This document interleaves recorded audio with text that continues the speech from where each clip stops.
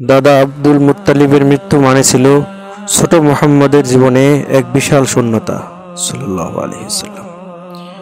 তবে এই এতিম শিশুর দায়িত্ব এবার তুলে নিলেন তার প্রিয় চাচা আবু তালিব।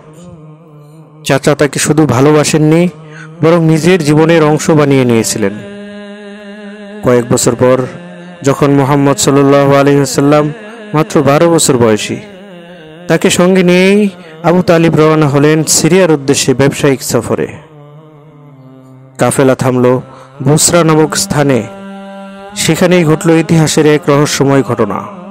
প্রিয় বন্ধু, আপনি যুক্ত না হয়ে থাকলে এখনই ফলো সাবস্ক্রাইব করে নিন, যাতে নিয়মিত আপডেট পেতে পারেন গুরুত্বপূর্ণ ভিডিওগুলো।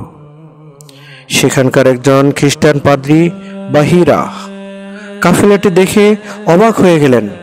তিনি লক্ষ্য করলেন সবার মাঝে এক শিশুর প্রতি আসমানের ছায়া যেন বর্ষিত হচ্ছে।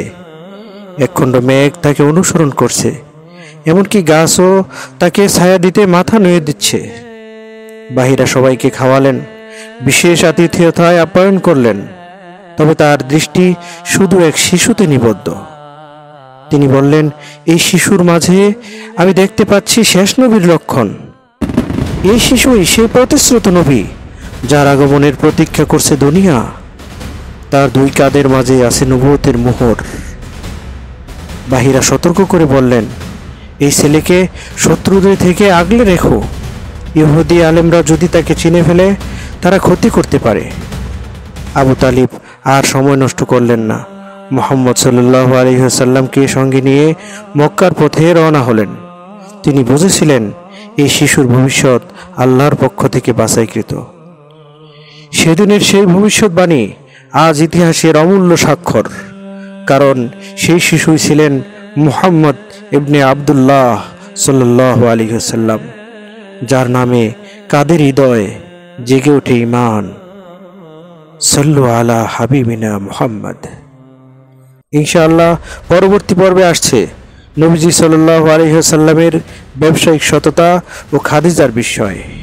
প্রিয় বন্ধু, আপনি যদি সত্যিই ভালোবাসেন মুহাম্মদ সাল্লাল্লাহু আলাইহি ওয়াসাল্লামকে, জেনে রাখুন আমরা তার বাণীগুলো সারা বিশ্বে ছড়িয়ে দিতে এই পদক্ষেপ নিয়েছি। তবে এই ভিডিওতে একটা লাইক দিন, কমেন্ট করুন, আর আমাদের ফলো করতে ভুলবেন না। আপনি চাইলে স্টারের ভালোবাসা পাঠিয়েও এই মুহূর্তে দাওয়াতি কার্যক্রমে অংশগ্রহণ করতে পারেন। অন্তত গ্রুপে শেয়ার করে দিন, যেন অন্যরা জানতে পারে, আর এভাবে আপনিও আমাদের সাথে অংশগ্রহণ করুন।